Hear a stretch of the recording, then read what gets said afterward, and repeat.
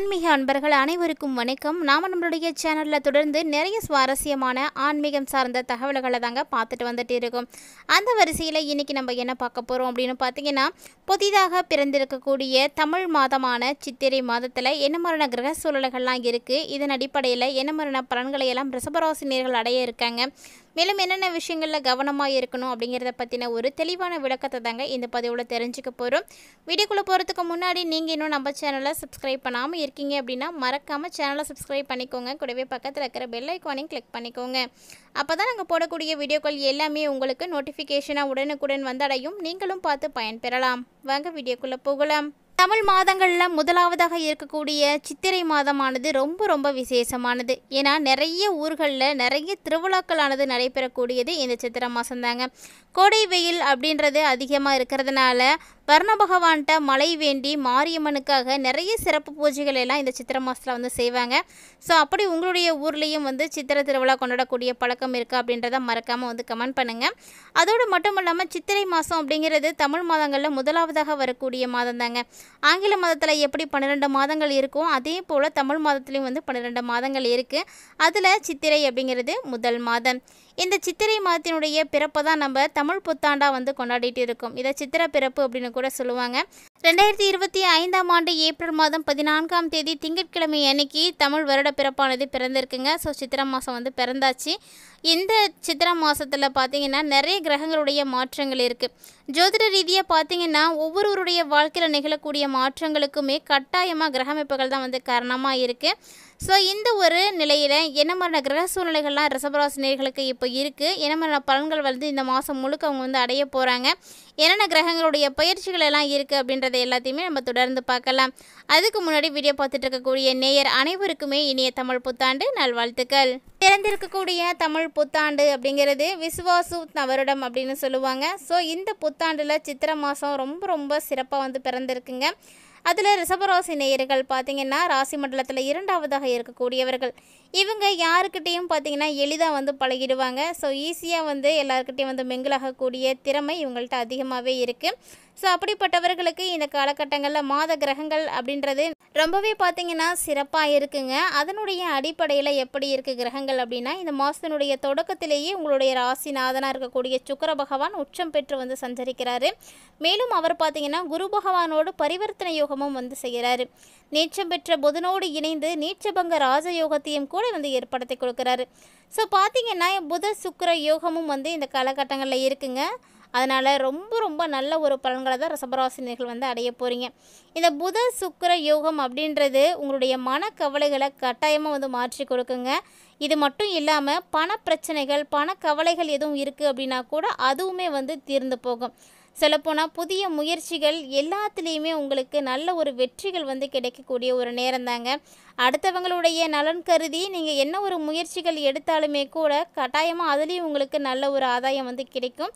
நினைத்த காரியங்கள் அனைத்துமே ஒவ்வொன்றா வந்து நடத்தி முடிப்பீங்க. அதற்குரிய நேரம் உங்களுக்கு பிறந்தாச்சு. ஸோ இந்த தமிழ் புத்தாண்டு ரொம்ப ரொம்ப சிறப்பாக இருக்கும் உங்களுக்கு. அதோட முதல் மாதமாக இருக்கக்கூடிய சித்திரை மாதம் ரொம்பவே நல்லா இருக்குங்க. மேலும் விரயஸ்தானத்தில் சூரியன் இருக்கிறதுனால மட்டும் கொஞ்சம் கவனமாக இருங்க. ஏன்னா ரிஷபராசி நேயர்களுக்கு இந்த டைமில் மருத்துவ செலவுகள் அப்படிங்கிறது கட்டாயமாக ஏற்படும். அது உங்களுக்காகவும் இருக்கலாம், உங்களுடைய குடும்பத்தாருக்காக கூட இருக்கலாம். ஏதாவது ஒரு வகையில் நீங்கள் அதற்குரிய செலவுகளை நிச்சயம் செய்வீங்க.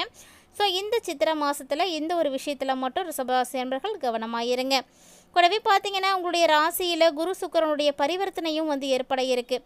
அதாவது உங்கள் ராசியில் சஞ்சரிக்கக்கூடிய குரு பகவான் லாபஸ்தானத்தில் உச்சம் பெற்ற சுக்கிரனோடு பரிவர்த்தனை வந்து செய்கிறாங்க.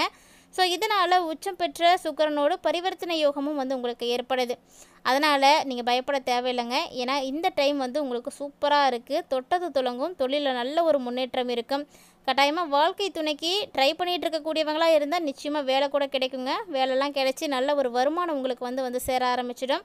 இது வரைக்கும் கடுமையாக யோசித்து கூட எந்த ஒரு விஷயத்தை வந்து செய்யவே முடியல என்னால் அப்படின்னு ஏதாவது நீங்கள் காரியங்கள் நினச்சிட்ருக்கீங்க அப்படின்னா அந்த காரியங்கள் இப்போ துரிதமாக வந்து முடிவடையும். ஸோ சீக்கிரமாக வந்து நடக்கும். அப்படிப்பட்ட ஒரு நல்ல ஒரு நேரமாக தான் இது இருக்குது. இப்போ பார்த்தீங்கன்னா தனவரவு உங்களுக்கு வந்து சிறப்பாக தான் இருக்கும். ஸோ பணம்லாம் உங்களுக்கு எப்போவுமே கைக்கு வந்துடும். பணம் திருப்தி தரும்.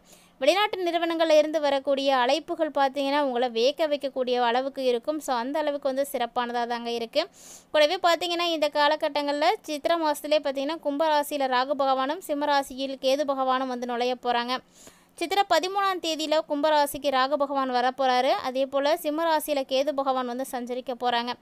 ஸோ சிம்மராசிக்கு கேது பகவான் வரக்கூடிய இந்த ஒரு நேரத்தில் தொழில் வளம் சிறப்பாக அமையுங்க. பழைய நிறுவனங்கள் எல்லாம் கொடுத்துட்டு புதுசாக நீங்கள் தொழில் தொடங்குறதுக்கான முயற்சியில் கூட நல்ல ஒரு ஆர்வம் வந்து காட்டலாம். அது மட்டும் இல்லாமல் வாடகை கட்டிடத்தில் தான் உங்களுடைய தொழிலை வந்து நடத்திட்டு இருக்கீங்க, எப்போ சொந்த கட்டிடத்துக்கு மாறுவேன் அப்படின்னு யோசிச்சுட்டு இருக்கீங்களா? இந்த சித்திரை மாதம் உங்களுக்கானது தாங்க. கண்டிப்பாக உங்களுடைய சொந்த கட்டிடத்திற்கு உங்களால் வந்து மாற்ற முடியும். உத்தியோகத்தில் இருக்கக்கூடியவங்களுக்கும் சிறப்பான ஒரு நேரம் தான். நீங்கள் விருப்பப்பட்ட அளவுக்கு ஓய்வுகள் எல்லாம் பெற்று வெளியில் வந்து சுயமாக வந்து தொழில் செய்யலாம். சுயமாக தொழில் தொடங்கணும் அப்படின்ற முயற்சியில் இருக்கக்கூடியவர்களுக்கு, நல்ல ஒரு ஆர்வத்தோடு இருக்கக்கூடியவர்களுக்கு கட்டாயமாக நல்ல ஒரு வாய்ப்பும் வந்து கிடைக்குங்க. இது மட்டும் இல்லாமல் சுகஸ்தானமாக இருக்கக்கூடிய கேது பகவானுடைய பலமானது சிறப்பாக இருக்குது. அப்படின்றதுனால முன்னாடி சொன்ன மாதிரியே தாங்க ஆரோக்கியத்தில் கட்டாயமாக தொல்லைகள் இருக்கும். மருத்துவ செலவுகளும் நிச்சயமாக இருக்கும். நிறைய பயணங்கள் கூட உங்களுக்கு வந்து அதிகரிக்கும். இந்த பயணத்தினுடைய காரணமாக உடம்புல அசதி, காலம் தாழ்ந்து சாப்பிட்றது, இது போல் நேரங்கள்லாம் இருக்கும்.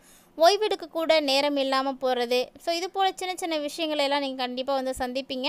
இது கூட உங்களுடைய உடல் ஆரோக்கியத்திற்கு மிகப்பெரிய தொந்தரவுகளை வந்து ஏற்படுத்தி கொடுத்துடலாம். ஸோ ஒரு சிலருக்கெல்லாம் பார்த்தீங்கன்னா நேரம் தாழ்ந்து தூங்குறதோ, சாப்பிட்றதோ, அதிகமாக வேலை இருக்கிறதோ, இதெல்லாம் கூட ஏதாவது பாதிப்புகளை ஏற்படுத்தி கொடுத்துடும். ஸோ கட்டாயமாக அதெல்லாம் நீங்கள் நல்லா பார்த்துக்கோங்க. இது இல்லாமல் இந்த காலத்தில் சர்ப்ப கிரகங்களுக்கு உரிய ஆலயங்களுக்கு நீங்கள் போயிட்டு வாங்க. அது வந்து உங்களுக்கு ரொம்பவே நல்லது. அதோட யோக பலம் பெற்ற நாளில் சென்று வழிபாடு செய்யுங்க. அது இன்னுமே வந்து சிறப்பான பலன்களை உங்களுக்கு நிச்சயம் கொடுக்கும். மேசராசிக்கு புதன் பகவானுடைய சஞ்சாரமும் இந்த டைமில் வந்து இருக்குங்க. சித்திரை மாதம் 17ஆம் தேதிக்கு அப்புறமா மேசராசிக்கு புதன் வரப்போகிறாரு. ஸோ அங்கு சூரியனோடு இணைந்து புத ஆதித்ய யோகத்தையும் வந்து ஏற்படுத்தி கொடுக்குறாரு. இவர் பார்த்தீங்கன்னா உங்களுடைய ராசிக்கு 12வது இடத்துல வந்து வரதுனால மறைந்து வேற வராரு. ஸோ மறைந்த புதனால் நிறைந்த தனலாபம் இருக்கும் அப்படின்னு சொல்லுவாங்க இல்லையா? அது மாதிரி வருமானம் உங்களுக்கு கட்டாயமாக அதிகரிக்கும். ஆனால் 2 மடங்கு அதுக்கேற்ற மாதிரி செலவுகளும் இருக்குது. ஸோ குடும்ப பிரச்சனைகள் வந்து இன்னுமே வந்து அதிகரிக்க போகுது அப்படின்னு தான் சொல்லணும். பெற்றோர், சகோதரர்கள் இவங்க மூலியமாக கூட உங்களுக்கு பிரச்சனைகளானது ஏற்படும். இந்த பிரச்சனைகள் உங்களுடைய மன அமைதியை இந்த மாதத்தில் வந்து குறைக்கிறதுக்கும் வாய்ப்பு இருக்குது. இடமாற்றம், வீடு மாற்றம் இதெல்லாம் வந்து செய்யணும் அப்படின்னு கூட நீங்கள் நினைப்பீங்க. அதுக்கெல்லாம் முன் வரத்துக்கும் வாய்ப்பு இருக்குது. சொல்லப்போனால் ரிஷபராசி நேயர்களுக்கு மனக்குழப்பம் இப்போ வந்து அதிகமாகவே இருக்குங்க. சித்திரை 28ஆம் தேதி பார்த்தீங்கன்னா மிதுன ராசிக்கு குரு பகவான் வந்து வந்துடுவார். ஸோ குரு பகவான் வந்ததுக்கு அப்புறமா அவருடைய பார்வை பதியக்கூடிய இடங்கள் எல்லாமே வந்து புனிதமாயிடும். ஸோ உத்தியோகத்தில் நல்ல முன்னேற்றம் இருக்கும். இழப்புகளை எல்லாம் ஈடு செய்கிறதுக்கு புதுசாக நிறைய வழிகள் உங்களுக்கு வந்து பிறக்கும். தொழிலில் வந்து மாற்று சிந்தனைகள் எல்லாம் கூட உங்களுக்கு அதிகரிக்க ஆரம்பிக்கும். கூட்டாளிகளை எல்லாம் விலக்கிட்டு தனித்து இயங்குங்க, நல்லாவே இருப்பீங்க. மேலும் முயற்சிகள் அனைத்திலும் வெற்றிகள் பார்க்கக்கூடிய நேரமாக இருக்குங்க. முன்னேற்ற பாதையில் எந்த ஒரு குறுக்கீடுகளும் இருக்காது. ஸோ அப்படியே உங்களுக்கு ஏதாவது குறுக்கீடுகள் இருக்குது அப்படின்னா கூட அதெல்லாம் இப்போ வந்து விலகி போயிடும்.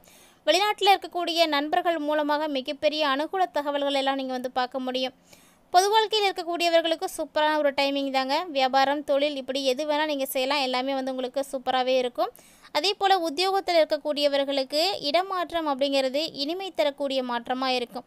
ஸோ கலைஞர்களுக்கெல்லாம் பார்த்தீங்கன்னா அட்டகாசமான ஒரு நேரம் தாங்க. கை தழுவி போன எல்லா விதமான வாய்ப்புகளும் இப்போ உங்களுக்கு வந்து கைகூடி வரப்போகுது. மேலும் கல்வி பயிலக்கூடிய மாணவ மாணவிகளுக்கெல்லாம் படிப்பில் பார்த்தீங்கன்னா ஆர்வம் அப்படின்றது அதிகரிக்க ஆரம்பிக்கும்.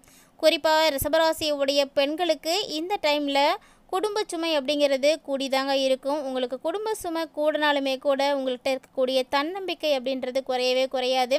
தன்னம்பிக்கை மட்டும் இன்னுமே வந்து உங்களுக்கு அதிகரிக்க தாங்க செய்யும். ஆடை, ஆபரணம் இதெல்லாம் வாங்குறதுக்கான வாய்ப்புகள் எல்லாம் பெண்களுக்கு வந்து கிடைக்கும். கிட்டத்தட்ட பார்த்தீங்கன்னா ரிஷபராசி என்பர்களுக்கு எல்லா வகையிலுமே நல்ல ஒரு பலன்களை தான் இந்த சித்திரை மாதம் வந்து ஏற்படுத்தி கொடுக்குது. கூடவே பார்த்தீங்கன்னா மருத்துவ செலவுகள் மட்டும்தான் இந்த டைமில் உங்களுக்கு இருக்குது. ஸோ அதுக்கேற்ற மாதிரி ஃபேமிலியில் இருக்கக்கூடியவங்களாக இருக்கட்டும், நீங்களாக இருக்கட்டும், எல்லாருமே வந்து உங்களுடைய ஆரோக்கியத்தை நல்லபடியாக பார்த்துக்கோங்க. நல்ல ஒரு சத்தான உணவுப் பொருட்களை சாப்பிட்றதும் சரியான நேரத்திற்கான ஓய்வுகள் எடுப்பதும் அவசியமானது. ஸோ இது மட்டும் கரெக்டாக ஃபாலோ பண்ணிக்கிட்டீங்க அப்படின்னா போதும், ரொம்பவே வந்து சிறப்பாக இருக்கலாம். ஸோ இந்த பதிவில் சித்திரை மாதத்தில் என்ன மாதிரியான பலன்களை ரிஷபராசினியர்கள் சந்திக்க போகிறாங்க அப்படின்றத பற்றியும், மேலும் இந்த மாதம் உங்களுக்கு சிறப்பாக இருக்க நீங்கள் செய்யக்கூடிய எளிமையான வழிபாட்டு பரிகார முறைகள் என்ன அப்படின்றதையும் தெளிவாக பார்த்துருப்பீங்கன்னு நினைக்கிறேன். வீடியோ உங்களுக்கு பிடிச்சிருந்தால் லைக் பண்ணுங்கள், ஷேர் பண்ணுங்கள், மறக்காமல் கமெண்ட் பண்ணுங்கள். கூடவே பார்த்தீங்கன்னா ஆன்மீக ரீதியாக நம்மளுடைய சேனலில் கொடுக்கப்படக்கூடிய இது போன்ற பயனளிக்கக்கூடிய தகவல்களை எல்லாம் நீங்கள் உடனுக்குடன் பார்த்து பயன்பெறணும் அப்படின்னு விருப்பப்பட்டீங்கன்னா மறக்காமல் நம்ம சேனலை சப்ஸ்கிரைப் பண்ணிவிட்டு ஃபாலோ பண்ணிக்கோங்க.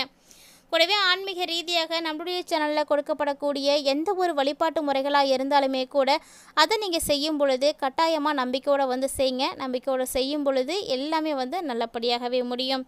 இதுபோல் நிறைய இன்ட்ரெஸ்டிங்கான நியூஸோட மற்றொரு ஆன்மீக பதிவில் சந்திக்கலாம்.